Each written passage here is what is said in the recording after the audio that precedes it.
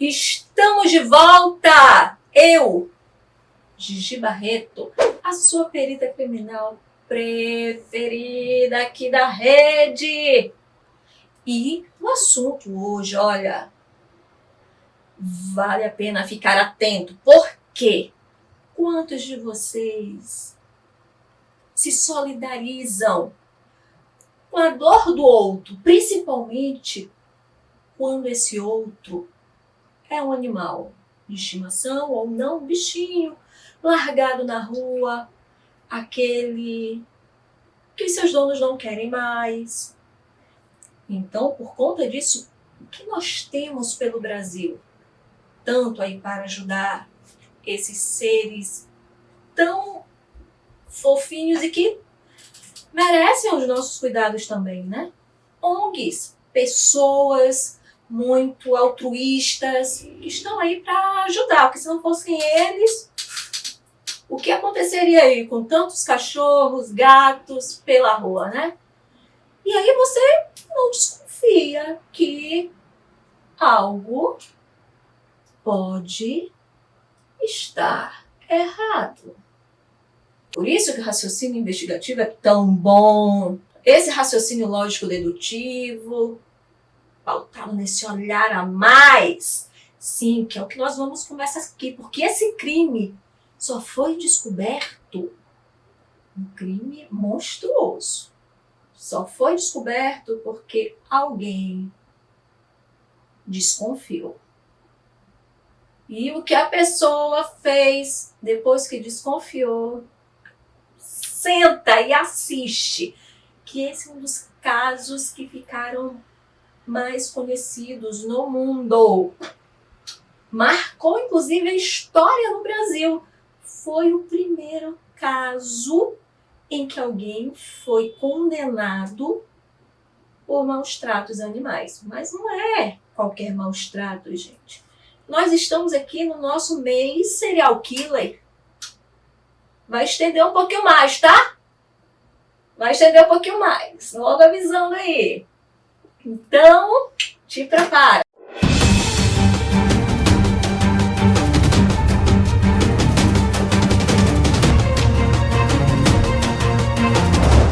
Sim, não foi um crime qualquer, foi um cruel e de uma dimensão que ninguém imaginaria. Chocou.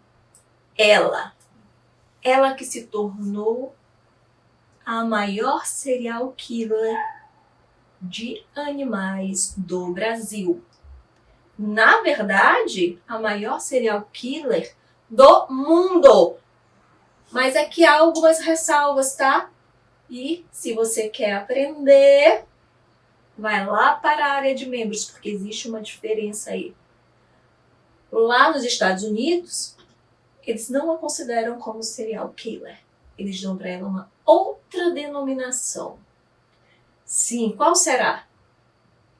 Vai lá para a área de membros que eu falo. Mas quem souber aqui, ó, já comenta aqui. Quem foi essa assassina? Sim, assassina? Mas antes de continuarmos, e eu já te dar um nome, porque a maior parte aqui já sabe, inclusive, quem é ela. Lembrar que o YouTube não está notificando, entregando os vídeos.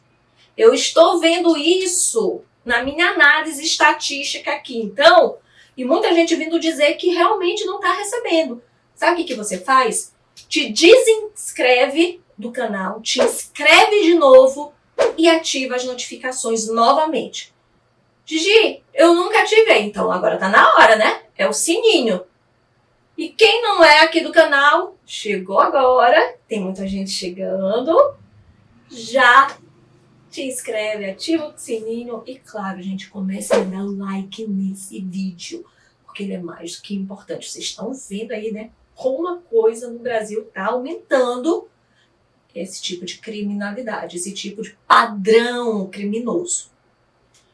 Mas vamos voltar aqui, essa criminosa. Quem era ela? Quem é ela, né? Porque não morreu ainda.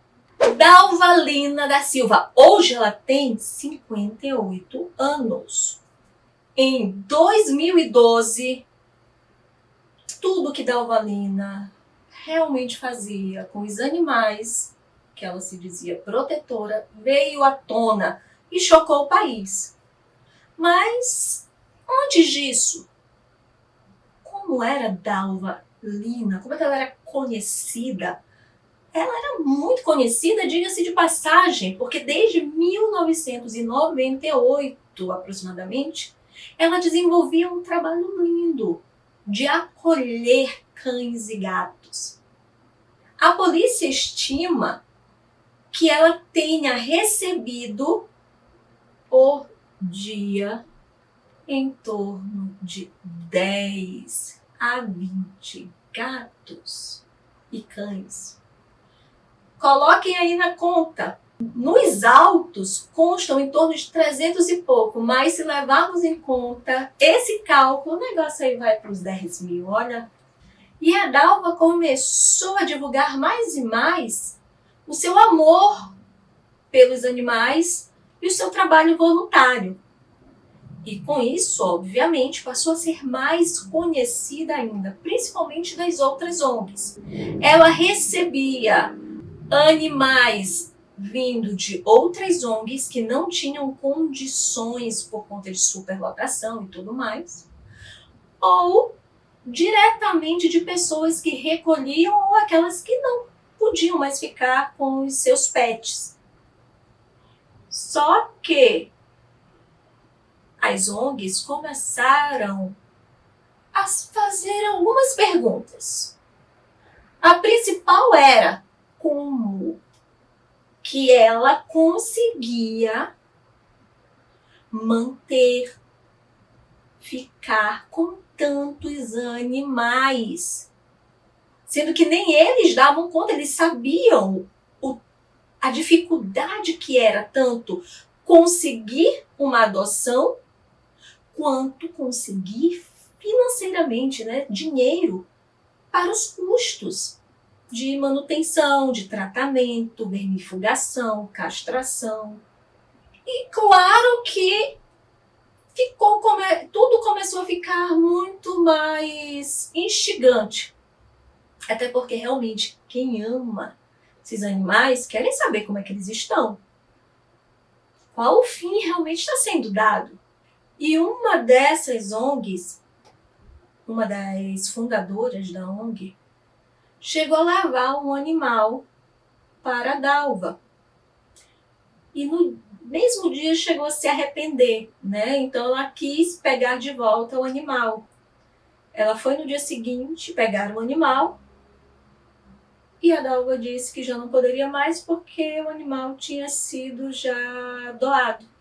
Então este fato já levantou aquela desconfiança. Como que ela consegue tão rápido pessoas para doação? Para receber os animais? Cada vez mais foi questionada sobre o destino dos animais. E aí ela passou a dizer que ela tinha uma chácara. Uma chácara que ela mantinha todos lá. Que ela não precisava doar todos. E que a maior parte deles iam para essa chácara.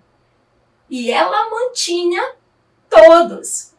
Com o dinheiro dela. Ela recebia, sim, por animal de determinadas ONGs, ela chegava a receber em torno de R$35.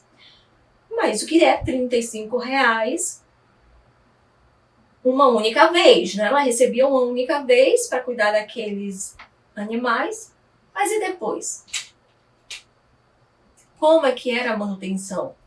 E começaram a perceber também que onde ela morava não condizia com o padrão de uma pessoa que tem uma chácara e que mantém muitos animais com o seu próprio dinheiro. Algo estava errado.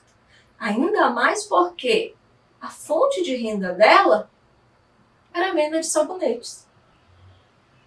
De onde vinha a matéria-prima desses sabonetes?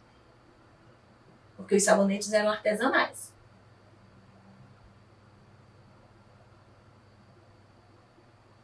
Este crime não respondeu, tá? De onde vinha. Isso aqui é uma pergunta que eu faço agora. Inclusive, Mas eu acredito que tenha sido investigado alguma coisa em relação a isso e deve ter sido uma hipótese que foi descartada, tá? Porque nos autos, na denúncia, em nada consta, pelo menos onde eu li, não consta nenhuma suspeita sobre cachorro virar sabão. Xodonete.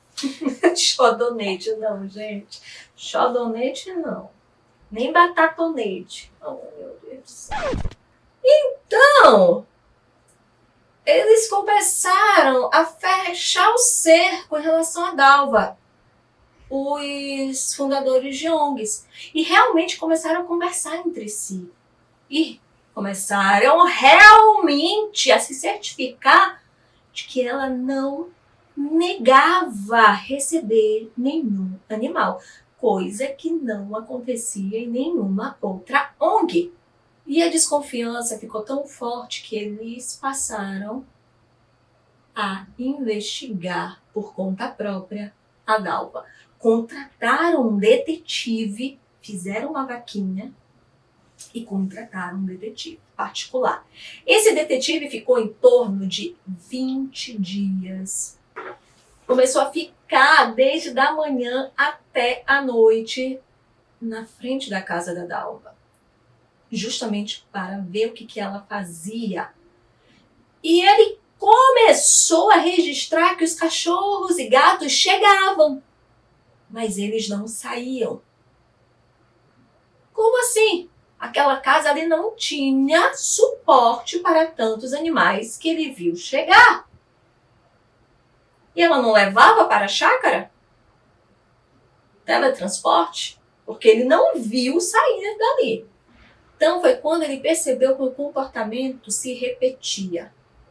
Ela saía com sacos, ela não colocava no lixo dela, ela colocava em lixeiras da vizinhança. Então ele resolveu, no último dia, né, o que foi considerado o último dia da investigação dele, abrir os sacos. Esperou ela entrar, foi em um dos sacos. O que tinha lá? Animais mortos. Com base nisso, ele chamou a polícia e a investigação oficial se iniciou. E claro, aqui, gente, nós temos aqui um vestígio material, o próprio corpo dos animais. Só que eles precisam passar por quê? Precisam passar por perícia técnica, que respondam como esses animais foram mortos. Se foram mortos na casa da Dalva, lógico que tudo estava ligando a ela. Entretanto, se precisava ter o quê? Prova material do crime. E aí entra, sim, teve perícia veterinária. No caso, somente naquela ocasião foram encontrados 37 animais mortos. Deles, 33 gatos e 4 cachorros. E diga-se de passagem que no depoimento dela ao Ministério Público, no tribunal, ela falou que ela ama os animais, principalmente os gatos. Será que era por isso que eles eram o maior número? A polícia ela se viu, assim como o Ministério Público, diante de um caso extremamente diferente dos outros. Nunca havia tido até o momento uma condenação por conta de maus tratos.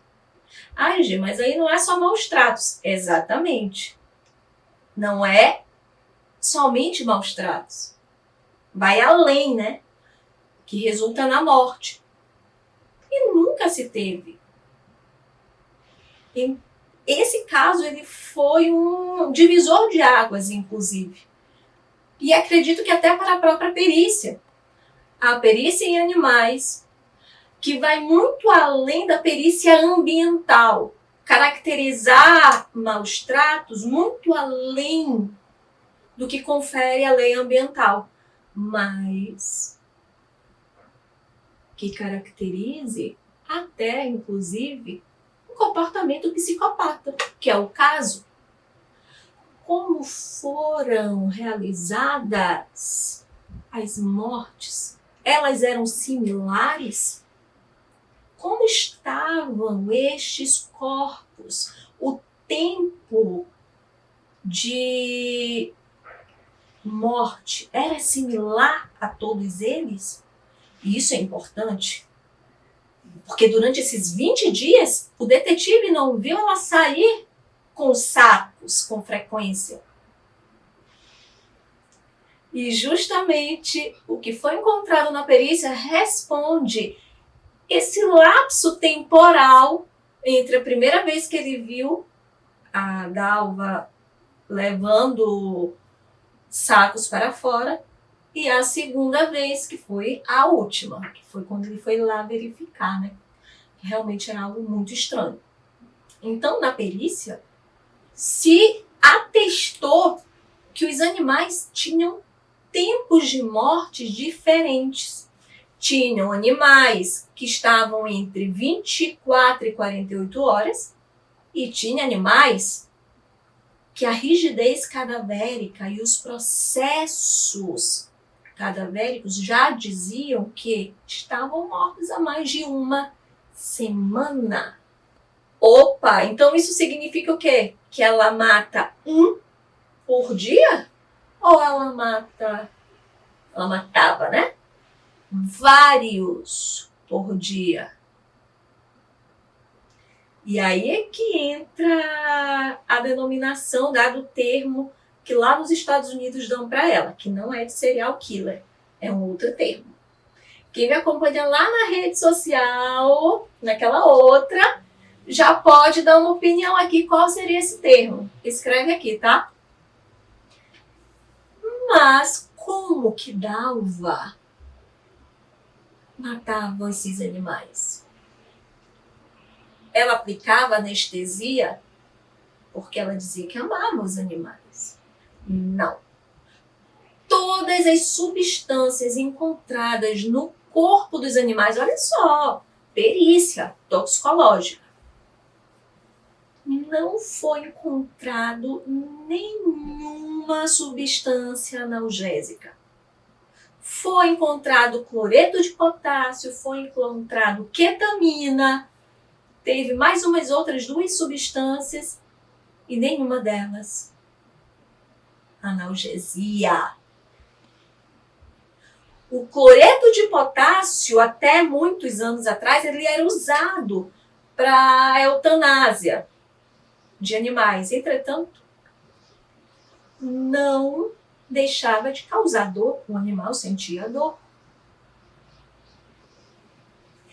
Inclusive, em 2012, Stephen Hawking ele liderou uma pesquisa em Cambridge que ficou muito conhecida no mundo inteiro e deixou atestado, né, que os animais, eles não têm o nosso neocórtex, entretanto, eles têm substrato neurológico que confere a eles a consciência do momento. Não é essa nossa consciência, mas eles sabem o que vai acontecer. Então, eles sofrem. Exatamente. Então, esses animais, ao se perceberem o que acontecia com os demais, verem o que estava acontecendo com eles, sendo amarrados, sim, porque a posição que os corpos foram encontrados na rigidez cadavérica demonstra que eles foram amarrados. Ou amarrados ou crucificados. E o cheiro de sangue, porque ela deixava os animais sangrando por 20, 30 minutos. Isso com certeza causou um desespero nesses animais fora do comum. E certamente aí residia o prazer da Dalva. Porque a psicopatia está nisso. No prazer que a pessoa tem do sofrimento do outro. Ah, Gigi, ela é serial killer porque é psicopata? Não. Nem todo serial killer é psicopata, assim também como nem todo psicopata é serial killer. A maior parte dos serial killers são psicopatas, mas nem todos, tá? E é uma outra classificação, que inclusive quem está no meu grupo do Telegram vai receber um PDF. Espero que essa semana já tenha recebido. A equipe vai dizer aqui um ok ou não. Se foi enviado, vai deixar aqui o tá? Então, entre essas substâncias encontradas, ainda foi detectada ketamina. Lembram ketamina aí do caso Mari Ferrer, que eu trouxe como uma substância possível, né? Aí no caso Mari Ferrer, foi usada por Dalva. E justamente uma substância que nesse caso aí também traz alteração comportamental desses animais. Todos os corpos encontrados, eles tinham seringas perfuradas no corpo. E isso já é um vestígio de como a dinâmica do crime acontecia. Ela perfurava os corpinhos dos animais. E não era apenas em uma área, eram em diversas regiões aqui do tórax, que ela machucava, que ela enfiava as agulhas. Como é que sabe, Gigi? Por conta das lesões geradas.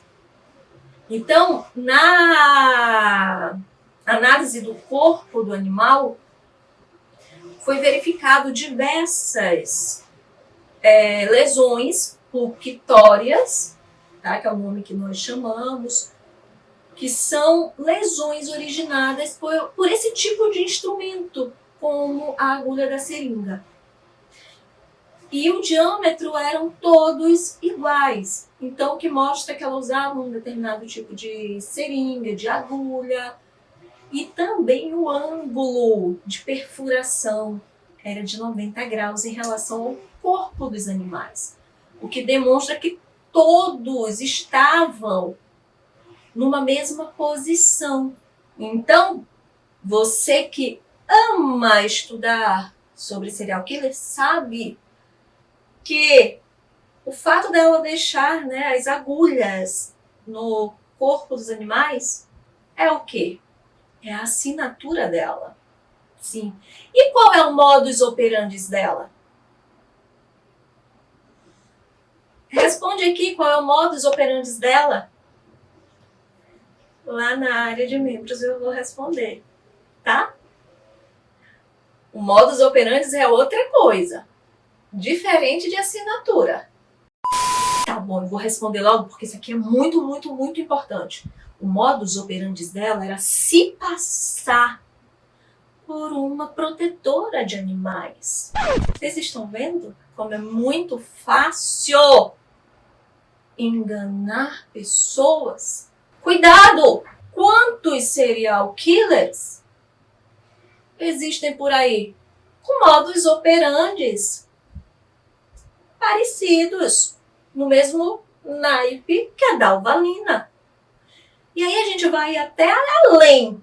Quantos psicopatas que não matam, mas eles não têm um modus operandi para homicídio, mas tem um modus operandi para manipulação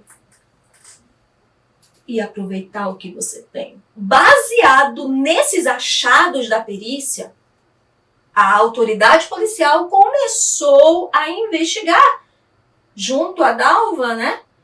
Quem fornecia essas substâncias a ela? ela não respondia. Ela dizia que era um veterinário fulano, mas não apresentava o nome completo, contato. Ela dizia que era cicrano. Nunca se chegou realmente a pessoas que forneciam a ela essas substâncias. Assim também como a Dalva mudou o depoimento dela inúmeras vezes. No início ela dizia que fazia eutanásia. Depois ela disse que não fazia. Claro, deve ter sido instruída, né, pela advogada, até porque todas as substâncias encontradas não eram para a eutanásia. E além disso, qual era a formação que ela tinha para isso? E todos os animais mortos, eles também foram atestados que, apesar de estarem em condições de extremo maltrato, não eram condições para eutanásia. Inclusive, a perícia ela foi fundamental para determinar os maus tratos. Eles eram privados de alimentação. Como que se descobriu isso? Pelos achados dentro do intestino, do estômago. A ausência de alimentos e até a presença de determinados alimentos, como no caso dos gatos, que são extremamente seletivos ao que comem, e foi encontrado neles arroz e feijão. O que eles comeriam somente se estivessem com muita fome, tivessem sido privados dias de alimentação. Foram encontrados vermes nos animais, sarnas, isso nos mortos e também nos vivos, tá? Então, os animais que foram resgatados, eles também estavam em condições precárias de vida, mas nenhum em situação de eutanásia. Mas nenhum deles também em condições de serem sacrificados, com indicação de serem sacrificados. Agora nós teremos um áudio da minha vizinhança linda que está em construção, mas tudo bem, já está no final. Dalvalina, ela foi condenada em 2017 a mais de 17 anos de cadeia. Exatamente a 17 anos, 6 meses e 14 dias, por maus tratos e uso de substâncias tóxicas. Agora, a Dalva ela cumpre um regime semiaberto. Aqui já é uma outra discussão. Podemos trazer essa discussão. Até porque matar animais é um pré-requisito para o que mesmo? Ela é serial killer, né? Deveria estar no semiaberto? Mas isso aí já fica para outro vídeo. Te espero no próximo. Compartilha esse vídeo. Porque como a Dalva, tem muitos por aí. E quanto mais nós conhecermos, maior a chance de nos defendermos. E te espero também lá na nossa área de membros. O link vai estar aqui na descrição. Até o próximo.